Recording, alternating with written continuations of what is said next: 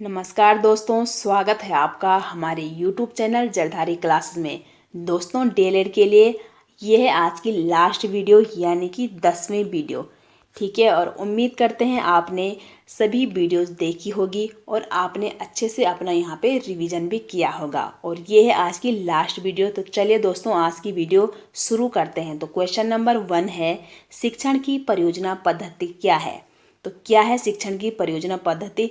Child centre education. तो 1 का जो राइट आंसर है वो है ऑप्शन डी, कि शिक्षण की परियोजना पद्धति बाल केंद्रित है या बालक केंद्रित है।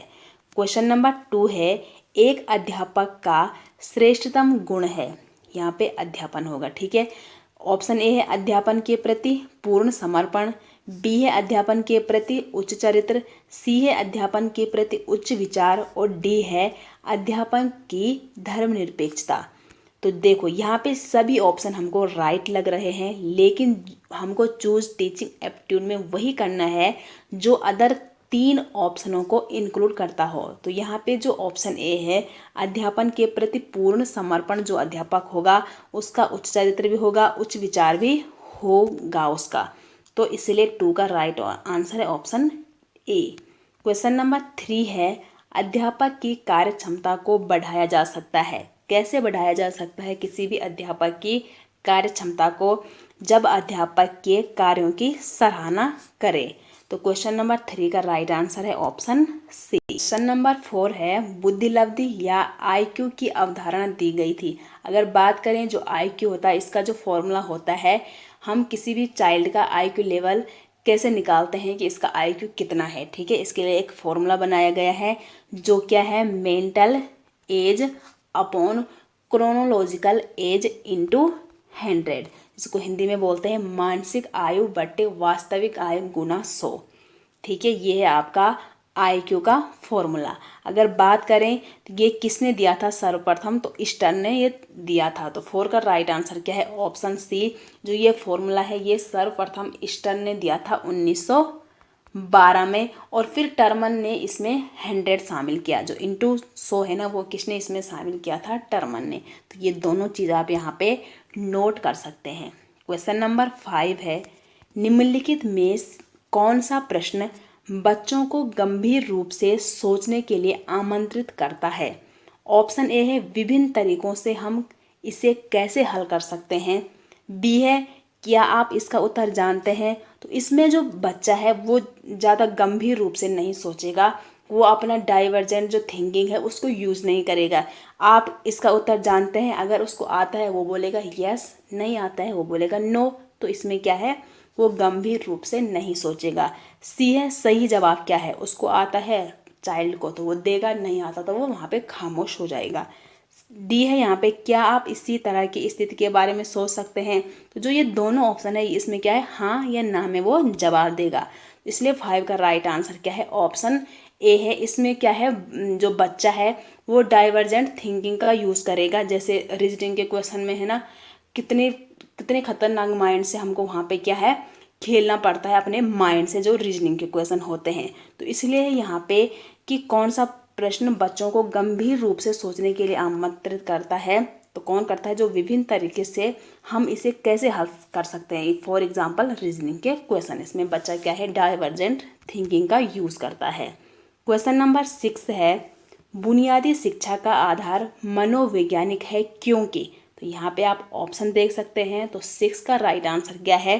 क्योंकि इसमें पाठ्य विषयों की अपेक्षा छात्र को प्रधानता दी जाती है, इसलिए तो चाइल्ड सेंटर एजुकेशन कहा गया। क्वेश्चन नंबर 7 है, अध्यापक का वास्तविक कार्य क्या है? तो छात्रों को पढ़ने में लगाना? तो लगाना नहीं, अध्यापक का काम क्या है कि उनके व्यवहार में ऐसा परिवर्तन करना जिसमें क्या है, वो खुद अपनी पढ़ाई को ध्यान दे, ना कि दूसरे के बोलने से वो अपने पढ़ाई पे लग जाएंगे। तो ये ऑप्शन गलत हो जाएगा। बी है, छात्रों को पढ़ने के लिए प्रेरित करना, हो सकता है ये भी। सी है, छात्रों की प्रतिभा का सर्वोन्मुखी विकास करना, या छात्रों की प्रतिभा का सर्वांगीण विकास करना। तो जहाँ पे भी सर्वांगीण विकास होगा वो ऑप्शन हमेशा राइट होगा। इसलिए 7 का राइट आंसर क्या है? ऑप्शन सी है। क्वेश्चन नंबर 8 है, अभिभावक मुलाकात दिवस की सबसे अधिक आवश्यकता पड़ती है, तो सबसे अधिक आवश्यकता कहाँ पे पड़ती है? प्राइमरी क्लास में। तो ए ऑप्शन है 8 का राइट आंसर। क्वेश्चन नंबर 9 है, छात्रों को गृह कार्य दिया जाए वह। ऑप्शन ए है पढ़ाए गए पाठ पर आधारित होना चाहिए, बी है पहले पढ़े गए पाठ पर आधारित ज्ञान को बढ़ाने वाला होना चाहिए, बिल्कुल गलत है। और सी है यहाँ पे पूर्व ज्ञान पर आधारित और उसे दोहराना, ये भी गलत है। तो इसलिए नो का राइट आंसर क्या है? छात्रों को होमवर्क हमेशा कैसे दिया जाना चाहिए? जो पढ़ाए गए पाठ पर आधारित हो। अगर जो पाठ पढ़ाया ही नहीं गया उसमें होमवर्क देगा तो क्या बच्चा कुछ कर पाएगा? उसको समझ में ही नहीं आएगा कि कहाँ से दिया गया है। क्वेश्चन नंबर 10 है यहाँ पे, डॉट डॉट डॉट को छोड़कर अन्य सभी के द्वारा लिंग भूमिकाएं ग्रहण करते हैं जो बच्चे होते हैं। ठीक है, तो मीडिया के द्वारा भी, सामाजिकरण के द्वारा भी और संस्कृति, ये तीनों ऑप्शन यहाँ पे क्या है? करेक्ट है। और जो यहाँ पे पूछ रखा है ना कि अन्य सभी के द्वारा, तो यहाँ पे ट्यूशन यहाँ पे राइट आंसर हो जाएगा 10 का, कि बच्चे ट्यूशन को छोड़कर अन्य तीनों के द्वारा लिंग भूमिकाएं ग्रहण करते हैं। क्वेश्चन नंबर 11 है, शिक्षक राष्ट्र का निर्माता है। बिल्कुल सही है, एक शिक्षक जो होता है वही राष्ट्र का निर्माता होता है, क्योंकि एक शिक्षक ही अपने जैसे शिक्षक को बनाता है, उसको सही एजुकेशन प्रोवाइड करके एक डॉक्टर भी बना सकता है, एक इंजीनियर भी बना सकता है और एक वैज्ञानिक भी, टीचर ही बना सकता है। तो क्वेश्चन है, इस कथन पर आपकी क्या प्रतिक्रिया है? ऑप्शन ए है यह केवल एक आदर्श वाक्य है। बिल्कुल गलत है, ये एक आदर्श वाक्य नहीं है, ये एक हकीकत है जो दिखाई भी देती है कि एक जो शिक्षक होता है वही इन सभी चीज़ों को बना सकता है। एक अच्छा व्यक्ति भी एक शिक्षक ही बनाता है। बी है भ्रष्ट नेताओं के आगे शिक्षकों की कुछ नहीं चलती, ये भी गलत है, बल्कि जो अच्छा शिक्षक है उसके आगे भ्रष्ट नेता हो, चाहे किसी भी प्रकार का नेता हो, किसी की नहीं चल सकती, क्योंकि उस नेता को भी किसने बनाया? एक शिक्षक ने ही तो बनाया है ना। सी है यह वास्तविकता है क्योंकि शिशु ही आगे चलकर राष्ट्र में सक्रिय भूमिका निभाते हैं। बिल्कुल सी ऑप्शन जो है यहाँ पे करेक्ट हो जाएगा। क्वेश्चन नंबर 12 है, शिक्षण की सबसे कमजोर विधि कौन सी है? ऑप्शन ए संवाद विधि, ये तो सबसे बेस्ट विधि है। कम्युनिकेशन मेथड, जितना भी जो स्टूडेंट है उसको, जो टीचर है उसका, वो कम्युनिकेट करके सिखाएगा तो उसको ज़्यादा अच्छे से चीज़ें समझ में आएगी, तो ये बिल्कुल सही है। बी है दृश्य श्रव्य विधि, ये भी सही है। प्रोजेक्ट विधि, ये भी सही है। इसमें क्या है, जो बच्चा है वो खुद लर्निंग बाय डूइंग के द्वारा क्या करता है? सीखता है वहाँ पे। तो ये तीनों यहाँ पे क्या है? राइट है। लेकिन सबसे कमजोर विधि हमेशा कौन होती है? पाठ्य पुस्तक पे आधारित विधि। तो क्वेश्चन नंबर 13 है, प्रधानाचार्य अपने अध्यापकों से आशा करता है, तो क्या आशा करता है? समर्पण एवं निष्ठा की भी वो आशा करता है, क्योंकि अगर उसमें ये गुण, निष्ठावादी के गुण हो या समर्पण के गुण नहीं होंगे तो वो अपने बच्चों को क्या ही सिखा पाएगा, तो ये भी वो आशा करता है। बी है आज्ञा पालन भाव की, ये भी वो आशा करता है, क्योंकि अगर कोई अध्यापक खुद ही आज्ञा पालन वाला नहीं, आज्ञा पालन का मतलब क्या है? कई तरीके से हम उसको ले सकते हैं। एक तो वो है जो डर के मारे क्या है, कुछ उसके बस की नहीं, किसी ने कहा और उसने आज्ञा का पालन कर दिया और हो गया। लेकिन वो अध्यापक है, अगर प्रिंसिपल ने अध्यापक को कुछ कहा तो रिस्पेक्ट से उसको हाँ करना चाहिए और उसकी आज्ञा को मानना चाहिए, क्योंकि आखिर में जो प्रिंसिपल है वो सीनियर है ना। तो उसी प्रकार अगर अध्यापक ही आज्ञा पालन वाला नहीं होगा तो स्टूडेंट से कुछ उम्मीदें नहीं रख सकता, और योग्यता वाला भी होना चाहिए और जिसको ज्ञान भी हो, नॉलेज भी हो। तो इसलिए जो 13 है इसका राइट आंसर है ऑप्शन डी, ये सभी। क्वेश्चन नंबर 14 की ओर बढ़ते हैं, यदि आपसे किसी गंभीर विषय पर भाषण देने के लिए कहा जाए तो आप वहाँ पे क्या करेंगे? ऑप्शन ए इस विषय पर मित्रों से सलाह लेंगे, बी है स्पष्ट मना कर देंगे, सी है सहर्ष तैयार हो जाएंगे। बिल्कुल सही है, आप एक टीचर हो, आपको कहाँ पे किस समय भाषण देना है आपको प्रिपेयर रहना चाहिए, तो आपको एकदम क्या है? तैयार हो जाना है अगर आपने कहीं पे स्पीच देनी है।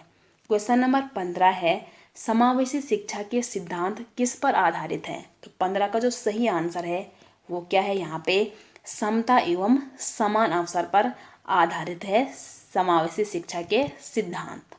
क्वेश्चन नंबर 16 है, शिक्षकों के बीच संघर्ष का सबसे दूषित परिणाम होता है।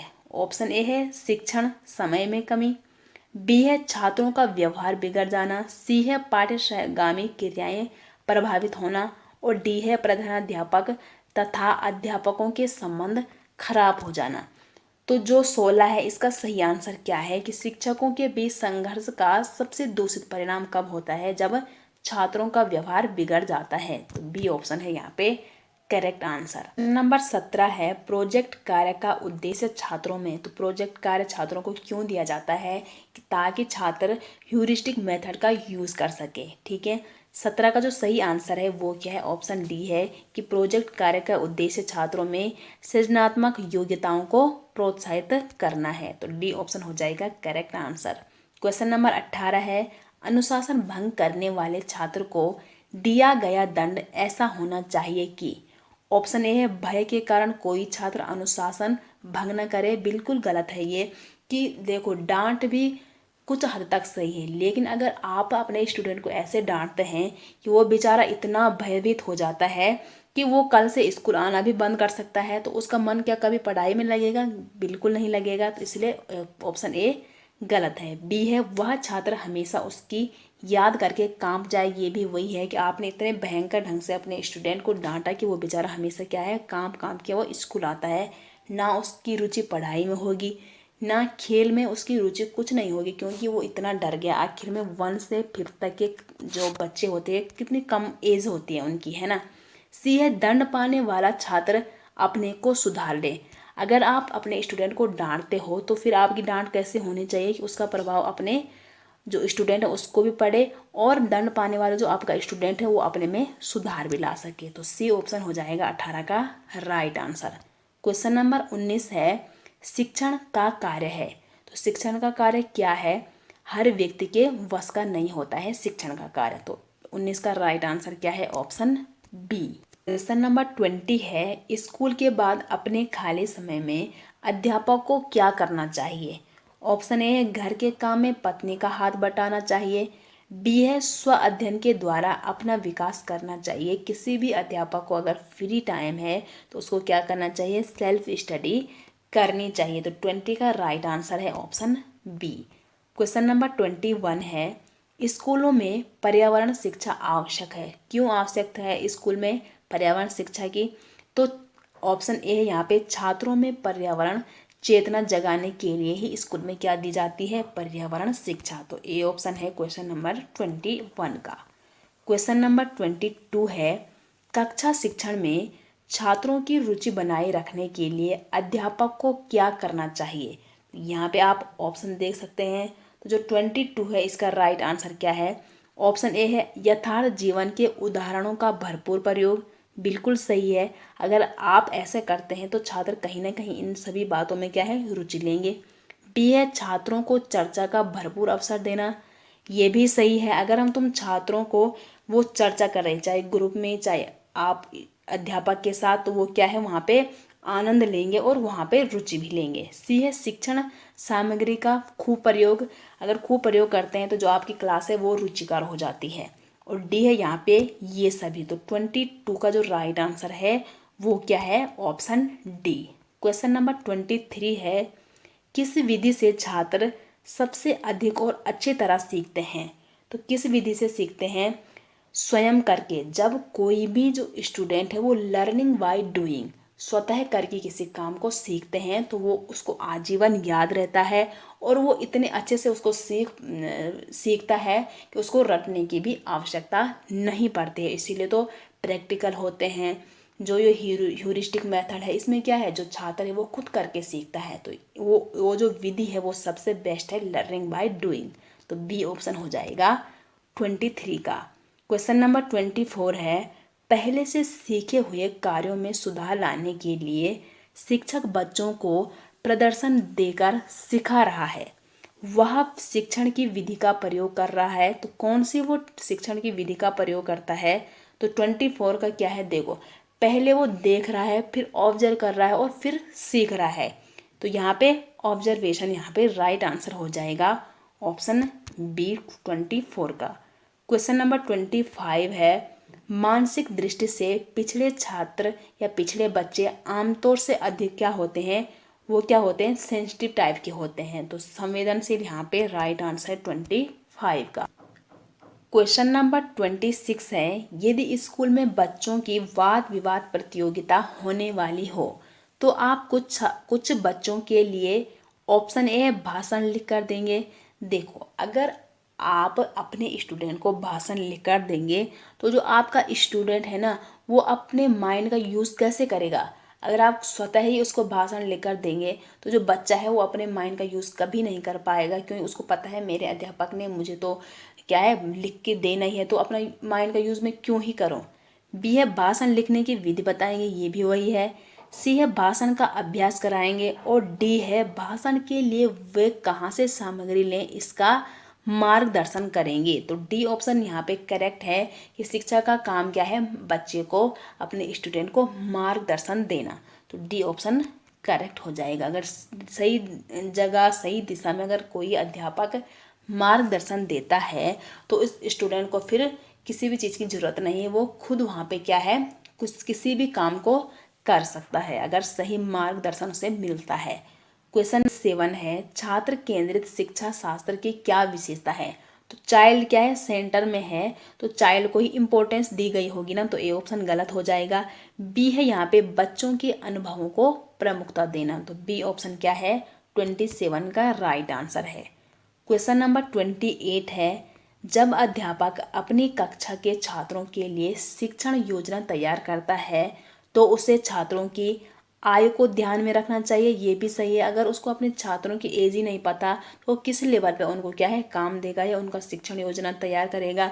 बी है बौद्धिक आयु को ध्यान में रखना होता है, ये भी सही है। अगर हमको उनकी बौद्धिक जो आयु है वही पता नहीं तो किस बेस पे वो जो शिक्षक है वो शिक्षण योजना तैयार करेगा। सी है आर्थिक पर्यावरण को ध्यान में रखकर, ये गलत है। तो 28 का क्या है, ए और बी, आयु को ध्यान में और बौद्धिक आयु दोनों को एक टीचर को ध्यान रखना जरूरी होता है। क्वेश्चन नंबर 29 है, यदि स्कूल में पूरे समय तक बच्चों को शिक्षा कार्यक्रमों की पूरी तरह व्यस्त रखा जाए तो आपके ख्याल में कौन सी समस्या पैदा नहीं होगी। तो 29 के यहाँ पे आप ऑप्शन देख सकते हैं, तो सी ऑप्शन यहाँ पे राइट है, अनुशासनहीनता नहीं पैदा होगी। क्वेश्चन नंबर 30 है, बेसिक शिक्षा के अध्यापकों की ट्रेनिंग के लिए पहला ट्रेनिंग स्कूल कहाँ खोला गया। तो पहला स्कूल कहाँ खोला गया था, वर्धा में। 30 का राइट आंसर है ऑप्शन बी। क्वेश्चन नंबर 31 है, शिक्षण अभियोग्यता का अर्थ है। ऑप्शन ए है शिक्षक बनने की इच्छा, बी है शिक्षण कार्य में लगन, सी है शिक्षा का कार्य करने हेतु अपेक्षित सभी योग्यताएं और डी है इनमें से कोई नहीं। तो शिक्षण अभियोग्यता का अर्थ क्या है दोस्तों, कि शिक्षक का कार्य करने हेतु अपेक्षित सभी योग्यताएं, यहाँ पे राइट आंसर है। क्वेश्चन नंबर 32 है, कक्षा में अनुशासनहीनता की समस्या पैदा होने की आशंका रहती है यदि, तो यहाँ पे 32 के ऑप्शन देख सकते हैं। तो यदि क्या होगी, बच्चों को व्यस्त रखने के लिए पूरा काम न दिया जाएगा तो वहाँ पे क्या है, अनुशासनहीनता पैदा हो जाएगी, ये समस्या। अब वहाँ पे व्यस्त रखने का मतलब ऐसा नहीं कि उनको आपने एक क्या पकड़ा दी, बुक पकड़ा दी और बोल दिया कि इस पे पूरा अपने कॉपी पे लिख देना, नहीं, ये तो वही वाली बात होगी ना, वो रट रहा है या याद कर रहा है, वो केवल लिख ही रहा है। व्यस्त रखने का मतलब क्या है, वहाँ पे आप अपने स्टूडेंट के सम्मुख आप भी एक्टिव हो, आप वहाँ ब्लैक बोर्ड पे कुछ लिख रहे हो, कुछ बता रहे हो और आपका जो स्टूडेंट है वो एक्टिव होकर आपकी बातें सुनता है और उसको ऑब्जर्व भी करता है। तो बी ऑप्शन यहाँ पे करेक्ट आंसर हो जाएगा। क्वेश्चन नंबर 33 है, संवेग एवं संज्ञान एक दूसरे से क्या होते हैं, सदैव स्वतंत्र होते हैं। तो 33 का है B option correct. Question number 34 है, शिक्षा एक त्रिकोणीय प्रक्रिया है, इसमें तीनों कोण, ठीक है, शिक्षा क्या है, एक त्रिकोणीय प्रक्रिया है, इसमें तीनों कोण क्या है, एक है छात्र, एक है शिक्षक और एक है सामाजिक परिवेश। तो ए ऑप्शन है 34 का राइट आंसर। क्वेश्चन नंबर 35 है, जो बच्चे शिक्षक के प्रश्न का उत्तर देने के लिए हाथ उठाते हैं, ऑप्शन ए है उन्हें उनके उत्तर प्रायः सही होते हैं। बिल्कुल गलत है। जरूरी नहीं है कि जो बच्चा बार बार हाथ खड़ा उठाता है उसके हर जो आंसर है वो सही है, ये कभी नहीं हो सकता है ना। बी है उनके उत्तर प्रायः सही नहीं होते, ये भी नहीं है, कौन जाने हो सके। सी है वे पढ़ने में तेज होते हैं। और डी है उनके उत्तर सही भी हो सकते हैं और गलत भी हो सकते हैं, 50-50। तो डी ऑप्शन हो जाएगा इसका करेक्ट आंसर। देखो कोई हर बच्चे हाथ खड़े नहीं उठा सकते। यहाँ पे अगर टीचर आगे से क्वेश्चन पूछता है तो वही बच्चा हाथ खड़ा उठा सकता है जिसको क्या है कॉन्फिडेंस भी होता है खुद पे, चाहे वो गलत बोले चाहे सही बोले, लेकिन उसको हाथ उठाना, और सभी बच्चों को क्या है हाथ उठाना चाहिए। उसके लिए उसमें क्या है कॉन्फिडेंस भी होना चाहिए। अगर मैंने गलत भी बोल दिया और कोई मेरे पे हंस भी ले तो क्या ही होगा, मैंने तो हाथ खड़ा कर ही दिया। तो कॉन्फिडेंस होना चाहिए बच्चों में। क्वेश्चन नंबर 36 है, बाल विकास के अध्ययन या बाल विकास में अध्ययन किया जाता है। तो बाल विकास में किसका अध्ययन किया जाता है, तो यहाँ पे आप ऑप्शन देख सकते हैं। तो गर्भावस्था से किशोरावस्था तक की अवधि होती है, जो टाइम पीरियड होता है, उसमें किसका अध्ययन किया जाता है, बाल विकास का अध्ययन। क्वेश्चन नंबर 37 है, वस्तुनिष्ठ परीक्षण की सर्वाधिक महत्वपूर्ण विशेषता क्या है। जो वस्तुनिष्ठ परीक्षण होता है वो विश्वसनीय भी होता है, वो वैधता भी होता है इसमें, और वस्तुनिष्ठता भी होती है वस्तुनिष्ठ परीक्षण में। तो इसलिए 37 का राइट आंसर है ऑप्शन डी। यहाँ पे डी होगा ये, ठीक है, ए हो रखा, ABCD, तो ये सभी यहाँ पे करेक्ट आंसर है 37 का। क्वेश्चन नंबर 38 है, कक्षा में आप कैसे प्रश्न करना पसंद करेंगे। ए है जिनका उत्तर सभी छात्र दे सके, तो फायदा ही क्या है फिर पूछने का, अगर हमको पता है कि इनका उत्तर तो सबको पता ही है। क्वेश्चन नंबर ऑप्शन बी है, जिनका उत्तर कोई भी छात्र न दे सके, इसका मतलब आपने तो पढ़ाया ही नहीं ना। जिनका उत्तर, अगर आपने ऐसा क्वेश्चन पूछ दिया जिनका उत्तर किसी भी छात्र को नहीं आता, इसका मतलब यही है ना आपने कभी कक्षा में कुछ पढ़ाया ही नहीं, तो बी ऑप्शन भी गलत हो जाएगा। सी है जिनका उत्तर शायद ही कोई छात्र दे सके, और डी है जिनका उत्तर देने के लिए छात्रों को कुछ सोचना पड़े। सोचना कब पड़े, उनको अगर आपने पढ़ा भी दिया, आज पढ़ाए और 10 दिन बाद अगर आप उसी टॉपिक के बारे में कुछ क्वेश्चन करेंगे तो उनको अपने माइंड का यूज़ तो करना पड़ेगा ना। वो वहाँ पे क्या है डाइवर्जेंट थिंकिंग का यूज़ करेंगे कि मैंने ये पढ़ा तो पढ़ा लेकिन कब पढ़ा था। तो वहाँ पे वही बच्चा उसका आंसर दे सकता है, वही अपना माइंड का यूज़ कर सकता है जिसने उस टॉपिक को गंभीरता से पढ़ा होगा, ना कि रट के। तो इसलिए 38 का राइट आंसर क्या है, ऑप्शन डी। क्वेश्चन नंबर 39 है, शारीरिक वृद्धि और विकास को कहते हैं, तो इसे क्या कहते हैं, अभिवृद्धि। तो बी ऑप्शन है 39 का सही आंसर। क्वेश्चन नंबर 40 है, निम्नलिखित में से कौन सा संख्या की समझ का महत्वपूर्ण पहलू नहीं है, पूछा है। तो देखो पंक्तिबद्धता भी है, गणना भी है और अंक लिखना, ये तीनों क्या है संख्या की समझ के महत्वपूर्ण पहलू हैं। लेकिन जो संरक्षण है यहाँ पे राइट आंसर है कि संरक्षण कोई भी क्या है संख्या की समझ का महत्वपूर्ण पहलू नहीं है। तो 40 का राइट आंसर है ऑप्शन डी संरक्षण। क्वेश्चन नंबर 41 है, पुस्तकें संप्रेषण का प्रभावशाली स्रोत है, हो सकती है। कैसे हो सकती है, यदि उनकी विषय वस्तु अमूर्त है, बिल्कुल गलत है ये। यदि विषय वस्तु उदाहरण सहित प्रस्तुत की गई है, तो यहाँ पे क्या है पुस्तकें संप्रेषण का प्रभावशाली स्रोत हो सकती है, बिल्कुल हो सकती है। कब हो सकती है, जब विषय वस्तु उदाहरण सहित प्रस्तुत की गई हो। क्वेश्चन नंबर 42 है, शिक्षक आचार संहिता है, तो क्या है शिक्षक आचार संहिता, तो यहाँ पे आप ऑप्शन देख सकते हैं। तो और दोस्तों लास्ट में ज़रूर बताइएगा कि आपको इसमें से कितने क्वेश्चन आए हैं। तो 42 का जो राइट आंसर है वो क्या है, ऑप्शन सी है, शिक्षकों के मानक व्यवहारों की सूचक पुस्तिका यहाँ पे करेक्ट आंसर है। क्वेश्चन नंबर 43 है, ध्यान को केंद्रित करने की आंतरिक दशा क्या है। तो ऑप्शन ए है नवीनता, बी है अवधि, सी है रुचि और डी है आकार। तो ध्यान को केंद्रित करने की आंतरिक दशा क्या है दोस्तों, रुचि है। अगर हमको किसी टॉपिक में या किसी बात में या किसी भी चीज़ में हमको अगर रुचि आ रही है किसी में, तो हमको क्या है, हमारा ध्यान वहाँ पे केंद्रित होगा ना। अगर कोई टॉपिक है हमको बड़ा ही हमारा फेवरेट टॉपिक है वो, अगर कोई टीचर पढ़ाता है तो हम उस टॉपिक में क्या है रुचि लेंगे, हम अपने माइंड को वहाँ पे एकदम केंद्रित करेंगे। तो रुचि क्या है यहाँ पे राइट आंसर है। क्वेश्चन नंबर 44 है, अनुभव द्वारा व्यवहार में परिवर्तन कहलाता है। तो 44 का राइट आंसर क्या है, ऑप्शन ए है, क्योंकि लर्निंग क्या है, change in behaviour he learning कहलाती है। तो ए ऑप्शन करेक्ट है। क्वेश्चन नंबर 45 है, यह आवश्यक नहीं है कि उच्च बुद्धि वाले बच्चे डॉट डॉट डॉट में भी उच्च हों। तो 45 के यहाँ पे आप ऑप्शन देख सकते हैं। तो यह आवश्यक नहीं है कि उच्च बुद्धि वाले जो छात्र हैं वो सृजनशीलता में भी उच्च हों। तो बी ऑप्शन है यहाँ पे राइट आंसर। क्वेश्चन नंबर 46 है, मनोविज्ञान का शिक्षा के क्षेत्र में सबसे बड़ा योगदान है किसका है, बाल केंद्रित शिक्षा का। तो D option child centre education यहाँ पे राइट आंसर हो जाएगा। क्वेश्चन नंबर 47 है, बाल मनोविज्ञान का क्षेत्र है। ऑप्शन ए है केवल गर्भावस्था की विशेषताओं का अध्ययन, बिल्कुल गलत है। बी है केवल शैशवावस्था की विशेषताओं का अध्ययन। सी है केवल बाल्यावस्था की विशेषताओं का अध्ययन। और डी है यहाँ पे गर्भावस्था से किशोरावस्था की विशेषताओं का अध्ययन है बाल विकास का क्षेत्र। तो 47 का राइट आंसर है ऑप्शन डी। क्वेश्चन नंबर 48 है, सामाजिक समायोजन का कठिन काल कहा जाता है। तो किसे कहा जाता है, तो यहाँ पे ऑप्शन बी है, पूर्व किशोरावस्था को लड़कियों एवं लड़कों दोनों के संदर्भ में सामाजिक समायोजन का कठिन काल कहा जाता है। और अगर ये आ गया है कभी ऑप्शन क्वेश्चन में कि जो सबसे कठिन काल किसे कहा जाता है, किस अवस्था को कहा जाता है, तो किशोरावस्था को कहा जाता है कठिन काल।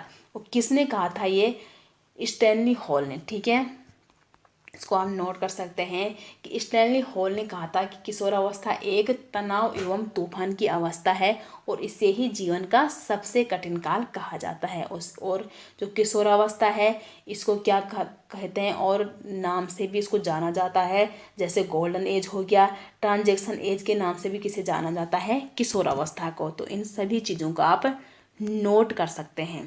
क्वेश्चन नंबर 49 है, एक नव नियुक्त शिक्षक को कक्षा अपेक्षित सफलता प्राप्त करने के लिए आप क्या उपाय करेंगे। यहाँ पे कुछ चीज़ें मिस हुई है। 49 का यहाँ पे क्या होगा कि एक नव नियुक्त शिक्षक को कक्षा में होगा यहाँ पे। ठीक है, तभी तो पढ़ने में थोड़ा अटपटा लगा यहाँ पे कि एक नव नियुक्त शिक्षक को कक्षा में अपेक्षित सफलता प्राप्त करने के लिए क्या उपाय करना चाहिए। तो क्या उपाय उसको करना चाहिए, तो 49 का जो सही आंसर है वो क्या होगा, ऑप्शन बी, कि छात्रों से पूर्व परिचय। अगर कोई नया जो शिक्षक है या आप किसी नए स्कूल में जाते हैं तो सबसे पहले आप परिचय देंगे, खुद का भी देंगे और अपने स्टूडेंट का भी लेंगे, फिर प्रत्याशाओं का आदान प्रदान करेंगे। ये भी सही है, तो बी ऑप्शन हो जाएगा 49 का राइट आंसर। 50 और ये है दोस्तों आज की वीडियो का लास्ट क्वेश्चन, यानी कि हमने आपको यहाँ पे टीचिंग एप्टीट्यूड के पूरे 500 क्वेश्चन सॉल्व करा दिए हैं। तो 50 क्वेश्चन है, राष्ट्रीय शिक्षा नीति NEP नेशनल एजुकेशन पॉलिसी के क्या उद्देश्य हैं। तो 50 का जो राइट आंसर है वो है ऑप्शन ए। तो उम्मीद करते हैं दोस्तों आपको हमारी वीडियो से कुछ मदद मिली होगी। अगर आपको ये वीडियो पसंद आती है तो वीडियो को लाइक करें, शेयर करें, कमेंट करें, और अगर यूट्यूब चैनल में नए आए हो तो यूट्यूब चैनल को ज़रूर सब्सक्राइब करें। कल आपका पेपर है दोस्तों, तो कल के पेपर के लिए जरधारी क्लासेस की तरफ से आपको बहुत बहुत शुभकामनाएं। All the very best for all of you. Thank you so much for watching.